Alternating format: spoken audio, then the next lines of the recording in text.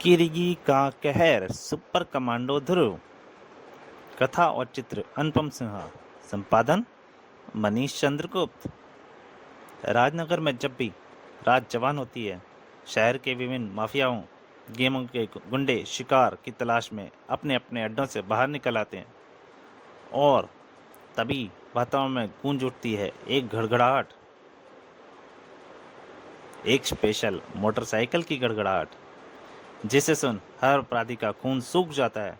समझदार तुरंत वापस अपने अड्डों में घुस जाते हैं और नासमझों की मंजिल होती है पुलिस स्टेशन का लॉकअप या फिर जेल। यह कहानी अनगिनत रातों से दोहराई जा रही है और तब रहेगी जब तक राजनगर की रखवाली करता रहेगा उनका अद्भुत रक्षक सुपर कमांडो ध्रुव। लेकिन अपराध के कई रूप होते हैं और अपराध करने के कई कारण, और उनमें से एक कारण राजनगर की सीमा से लगे घने जंगलों में स्थित इस प्राचीन कुटी के अंदर है, जिस कुटी से हजारों वर्ष पहले ऋषि मुनि ज्ञान की खोज किया करते थे और उस ज्ञान को काष्ठ पत्रों पर दर्ज किया करते थे। आज शायद कोई इन्हीं काष्ठ पत्रों की तलाश में यहाँ पर आया है।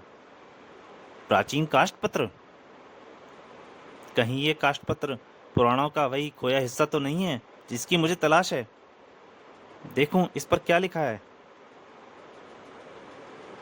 रक्षित जाति एवं देव जाति के मध्य युद्ध और घमासान हो रहा था, परंतु देवों की पलड़ा धीरे धीरे भारी होता जा रहा था। रक्षों अर्थात राक्षसों की मायावी शक्ति कम हो रही थी। उनको मायावी शक्तियां पुनः प्राप्त करने के लिए शक्ति के स्रोत लाल हीरे की आवश्यकता थी, जो पूर्वांचल के सम्राट सांचोंग के पास था। रक्षों से हमले का खतरा बढ़ जाने पर सांचोंग ने इस शक्तिपुंज लाल हीरे को देवों के हाथ में सौंप देने का निर्णय लिया। यह कहानी तो मैं भी जानता हूँ, देखूं कि इसमें आगे की काम की बात लिखी है या नहीं। देवों ने लाल हीरे को पूरी हिमालय पर स्थित कलिम्पा मठ के स्थापित कर दिया और अमर योद्धा निंजा किरीकी को उसका रक्षक नियुक्त कर दिया। फिर देवों ने मठ को उस महा ऊर्जा से ढक दिया जो केवल राक्षसों के लिए ही घातक थी। कुछ रक्षों ने मठ में घुसने का प्रयत्न भी किया, परंतु महा ऊर्जा के कवच ने उनको जलाकर भस्म कर दिया। राक्षसों के पास अब मायावी शक्तियां प्राप्त करने का इतना पढ़ते पढ़ते ही चंडकाल खुशी से चिल्ला उठा, बस मेरा काम हो गया। मेरी सैकड़ों वर्षों की तलाश पूरी हुई। मुझे उस शक्ति खोज का पता चल गया है जो राक्षस जाति को एक बार फिर से ब्रह्मांड पर राज्य कराएगा। राक्षस राज चंडकाल की जय। हा हा हा हा हा। राजनगर में माफिया बॉसों ने एक आपातकालीन बैठक बुलाई थी। सुपर कमांडो ध्रुव, इस शैतान ने तो हमको दाने दाने के लिए मोहताज कर दिया है। हमारे धंधे बंद हो गए, हमारे लगभग सारे आदमी जेल में सड़ रहे हैं और उसको खत्म करने के हमारे सभी प्रयास बेकार हो चुके हैं। फरारी, अब आखिर ध्रुव को राक्षस से कैसे हटाया जाए? उसको मैं तुम लोगों के रास्ते से हटा दूंगा। ये क्या हो रहा है? कौन बोल रहा है? मैं बोल रहा हूँ माफिया सरदारों, मांत्रिकों का सरदार तांत्रिक चंडकाल और सभी जादुई शक्तियों का स्वामी भी। चंडकाल तांत्रिक जादू? हा हा हा हा। ऐसे जादुओं के स्टेज शो मैंने बहुत देखे हैं। इसे हाथ की सफाई दिखाने वाले ध्रुव को क्या एक मच्छर भी नहीं मार पाएगा? ये तो मैं जादूगर नहीं, तांत्रिक हूँ मूर्ख, और अपने तंत्र का पहला चमत्कार मैं तुझ पर ही दिखाऊंगा। चंडकाल ने अपने मंत्र दंड को उठाया और अगले ही पल हवा में घूमती हुई एक गोल आरी उभर आई और उस हंसते हुए आदमी की तरफ लपकी और हंसने वाले माफिया बास के पैरों से जाकर टकराई। आई! उसके दोनों पैर काटने के बाद वह हाथों की तरफ मुड़ गई। एक एक करके माफिया बास के अंग धड़ से जुदा होने लगे और कमरे में गूंजती चीखों का शोर बढ़ता चला गया, जो माफिया बासों की गर्दन कटने के साथ ही शांत हुआ। वाह चंडकाल वाह, तुमने तो तबीयत खुश कर दी। बहुत दिनों बाद इतनी भयानक मौत देखने को मिली। तुम्हारे सामने वह नहीं टिक पाएगा, पर ध्रुव मुझे जिंदा चाहिए। ताकि मैं अपने हाथों से उसकी बोटी बोटी अलग कर सकूं। लेकिन उसके बदले में तुम हमसे क्या चाहते हो? एक ऐसी चीज जो मेरे लिए बहुमूल्य है, पर मैं तुमसे तुम्हारा पहले तुम्हारा काम खत्म करूंगा, उसके बाद फीस लूंगा। बताओ ध्रुव, मुझे कहाँ पर मिलेगा? ध्रुव हर रात की तरह राजनगर की सड़कों पर गश्त लगा रहा था। आज क्या बात है, चारों तरफ अजीब सा सन्नाटा छाया हुआ है। सब तरफ हवा भी एकदम खामोश है। पूरे वातावरण में एक शैतानियत सी लग रही है। ये कुत्ता भी रो रहा है। इसी से पूछता हूँ, क्या बात है दोस्त, तुम इतना डरे हुए क्यों लग रहे हो? तभी पीछे भड़ूम, तांत्रिक चंडकाल के सामने सिर झुका बालक। चंडकाल, कौन हो तुम? क्या चाहते हो? तुमको ध्रुव, क्या तुमको मेरी मदद की जरूरत है? मदद? हा हा हा हा हा, चंडकाल को तेरी मदद नहीं मूर्ख, लेकिन फरारी को तेरी जान चाहिए, और वह मैंने उस तक पहुंचाने का वादा किया है। फरारी? माफिया पास? तो तुम फरारी के आदमी हो? ऐसे नाटक मैंने बहुत देखे हैं चंडकाल, और कई तांत्रिकों को सलाखों के पीछे भी पहुंचाया है। इससे पहले कि मेरा गुस्सा बढ़ जाए, तुम यहाँ से वापस धुआं बनकर फूट लो। अगर फरारी ने तुझे जिंदा उस तक पहुंचाने को ना कहा होता, तो मैं अभी तक तेरी आत्मा निकाल कर उसको अपना गुलाम बना चुका होता। पर अफसोस कि मैं ऐसा नहीं कर सकता। चंद्रकाल के मंत्र दंड से एक लपट सी निकली, और ध्रुव ने अपने आप को एक आग के पिंजरे में कैद पाया। हा हा हा हा, अब तुझे इसी पिंजरे में फरारी तक ले जाऊंगा। अरे ये क्या हो रहा है? मेरी आंखें जरूर धोखा खा रही हैं। यह किसी प्रकार का दृष्टिभ्रम है। ध्रुव ने आग को हाथ लगाकर देखा। आओ, यह आग तो असली है। यानी यह चंडकाल सचमुच कोई तांत्रिक है क्या?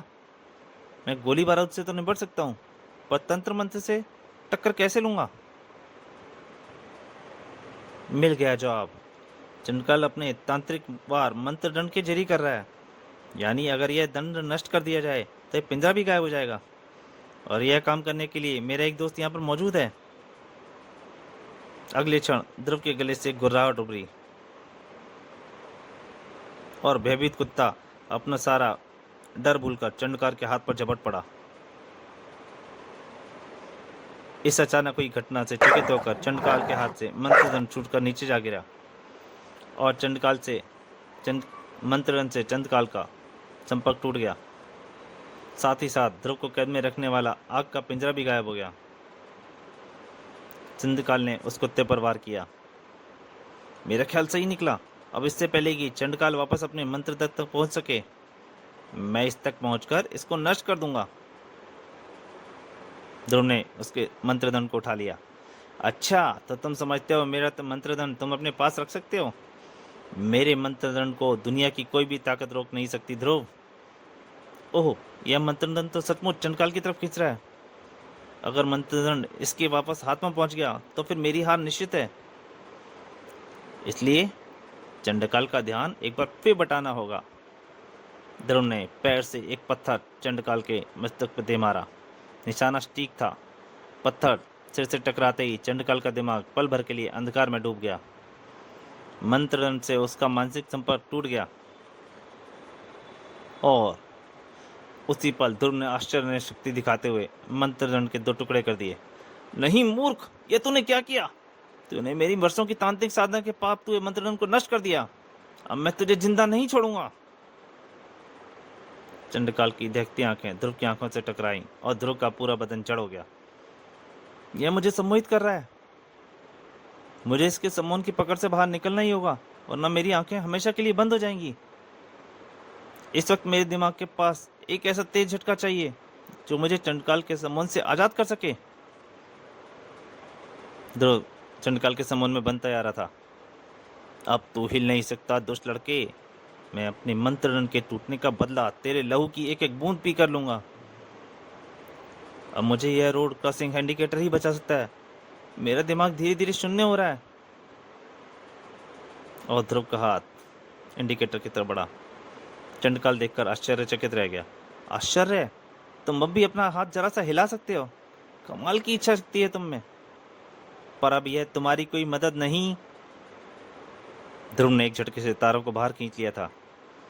तारों के एक हल्के से स्पर्श से ध्रुव के पूरे बदन में बिजली का एक तक झटका लगा और ध्रुव का दिमाग तथा शरीर दोनों ही चंडकाल के सम्मोहन शिकंजे से आजाद हो गए। फिर ध्रुव ने चंडकाल को संभलने का मौका नहीं दिया। यह सम्मोहन का जादू अपनी आंखों से करता है, इसलिए सबसे पहले इसकी आंखों का इलाज करना पड़ेगा। और इसका तरीका मामूली सा है। यह हो गई इसकी आंखें बंद। अब बोलो चंडकाल, तुम कितने साल के लिए जेल जाना पसंद करोगे? मुझे जिंदगी में पहली बार किसी ने मात दी है लड़के। तुम्हारी शक्ति और बुद्धि सचमुच तारीफ के काबिल है, पर तुम मुझे पकड़ सको इसके लिए काबिल तो अभी तुम्हारे अंदर नहीं है। अरे ये तो धुआं बन रहा है। मैं वापस आऊंगा ध्रुव, और उस दिन तुम मुझसे नहीं बच पाओगे, क्योंकि अब की बार मैं तैयारी के साथ आऊंगा। हा हा हा हा हा। यह सब क्या था? सच था या सपना? नहीं, सच था। यह टूटा हुआ मंत्रदंड इस बात का प्रमाण है। तंत्र मंत्र पर विश्वास करने को दिल तो नहीं करता, परंतु इस मामले की गहराई से छानबीन करनी होगी, क्योंकि ऐसे ही एक तांत्रिक वुडू से पहले भी टकरा चुका हूं। तांत्रिक वुडू के बारे में जानने के लिए पढ़िए ध्रुव की पहली कॉमिक वुडू, जिसका लिंक आपको इसी कॉमिक में नीचे डिस्क्रिप्शन में मिल जाएगा। और फिर एडवांस एनर्जी रिसर्च सेंटर में तंत्र मंत्र के बारे में तो कुछ भी नहीं कह सकता ध्रुव, पर इस डंडे से एक अजीब सी ऊर्जा जरूर निकल रही है। ऊर्जा जैसे विद्युत या प्रकाश ऊर्जा? नहीं, यह ऊर्जा वैसी नहीं है। इस प्रकार की आश्चर्यजनक ऊर्जा के बारे में मैंने ना तो कभी सुना ना कुछ पढ़ा। और तुम जानते हो कि मैं दुनिया भर के कई देशों में काम कर चुका हूँ। मेरे ख्याल से इस ऊर्जा के बारे में जानने वाला कम से कम इस पृथ्वी पर तो कहीं नहीं मिलेगा। अगर पृथ्वी पर नहीं तो पृथ्वी के अंदर मिलेगा प्रोफेसर।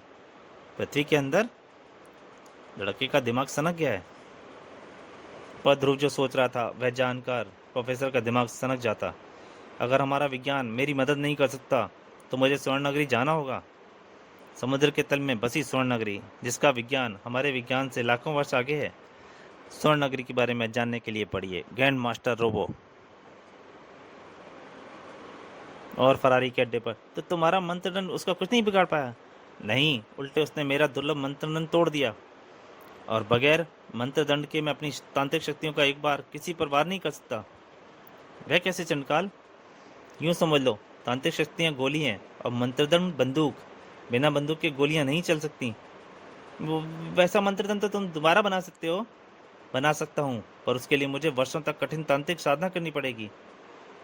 ध्रुव का मेरे रास्ते से हटना बहुत जरूरी है। क्या ऐसा कोई रास्ता नहीं जिससे तुम्हारी शक्तियाँ तुरंत वापस आ जाएं? है। अगर मुझे पूर्वी हिमालय के एक मठ में रखा हुआ सासुंग का लाल हीरा मिल जाए, मेरी शक्तियाँ तुरंत वापस आ सकती हैं। सच? फिर तुम ध्रुव को मार दोगे? पर मुझे उस मठ तक पता बताओ, मैं तुमको वह लाल हीरा ला कर दूंगा। मान गया मूर्ख। मेरा सारा नाटक कामयाब रहा। तो ध्यान से सुनो फरारी। और थोड़ी देर बाद फरारी काठमांडू के माफिया बॉस रोहिकारा से बात कर रहा था। सब ठीक से समझ गए ना रोहिकारा? यस बिग बॉस, आपका गुलाम सब समझ गया। अब आप निश्चित हो जाइए, हीरा कुछ ही घंटों में आपके हाथ में होगा।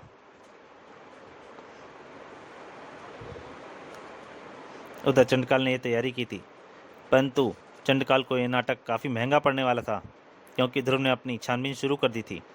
वाह, आज तो डॉल्फिन आधी सिटी में ही आ गई।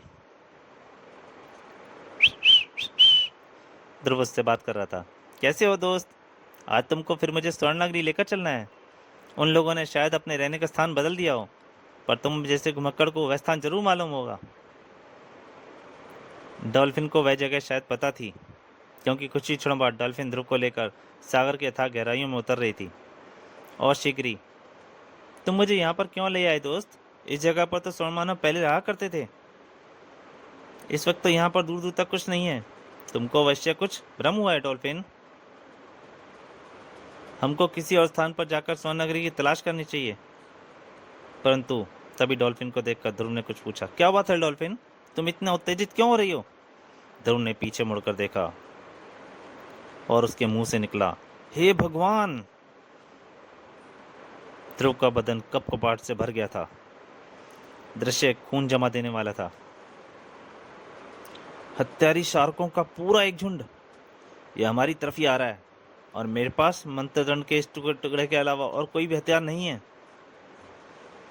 पहली शार्क के खतरनाक जबड़े से ध्रुव बाल बाल बचा, पर बचते बचते भी शार्क के तेज दांतों ने ध्रुव के एक पार पर खरोंच मार दी और खरोंच से खून की एक पतली धार निकलकर पानी में घुलने लगी,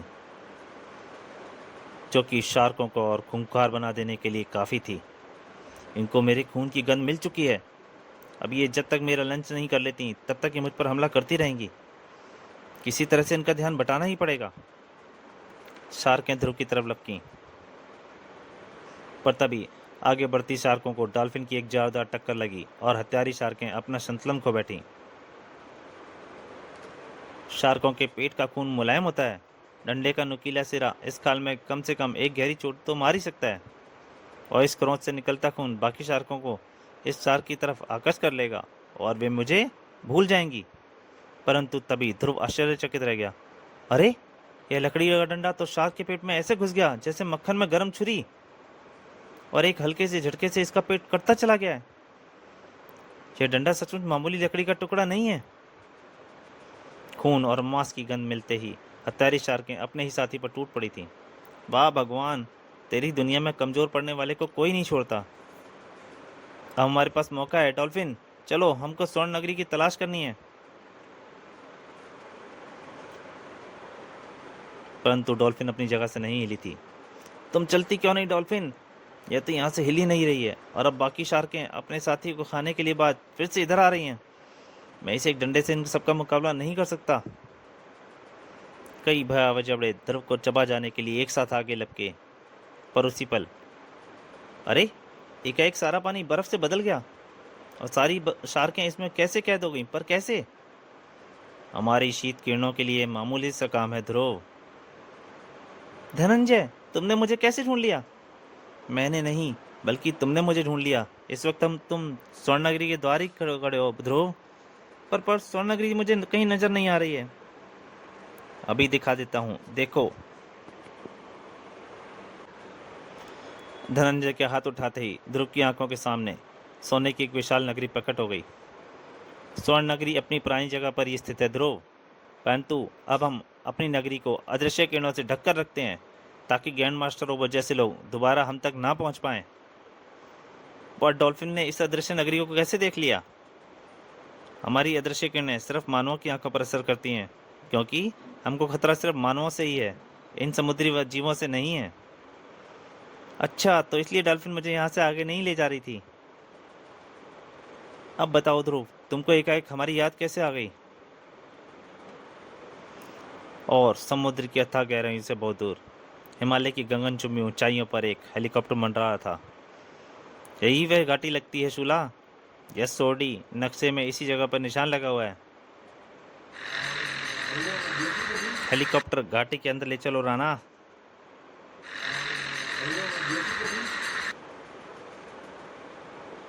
बादलों के नीचे, वाह, बादलों के नीचे पूरी एक घाटी बनी हुई है। आखिर हम गोली चलाएंगे किस पर? लेकिन मशीन गन लेकर आना तो बेकार ही हो गया। यहाँ पर तो चिड़िया तक नजर नहीं आ रही है। शूला की गोली चलाने की इच्छा जल्दी ही पूरी होने वाली थी, क्योंकि उनका उतरना अनदेखा नहीं गया था। उनको देख रहा था हिम मानव यतियों का राजकुमार शक्तिवान जिंगालू। उड़ानियान यहाँ पर, इस पवित्र स्थान पर कोई उड़ानियान पहली बार लेकर आया है। पर इनके इरादे नेक हैं या नहीं, यह जानने के लिए मुझे इन पर नजर रखनी पड़ेगी। सोडी, वह देख, एक प्राचीन इमारत। यह वही मठ होना चाहिए जिसके अंदर लाल ही रखा हुआ था। राणा, हेलीकॉप्टर यहीं उतारो। और जल्दी ही राणा को हेलीकॉप्टर में ही छोड़कर शूला और सोडी अंधेरे मठ में घुस रहे थे और अंदर रखा हुआ था। शूला देख, लाल हीरा। ओ, इससे तो तेज रोशनी की किरणें फूट रही हैं। तो दोस्तों, किरकी की कहर का पहला भाग यहीं तक। इसके दूसरे भाग में जल्दी आपके सामने हाजिर होऊंगा। तब तक के लिए नमस्कार।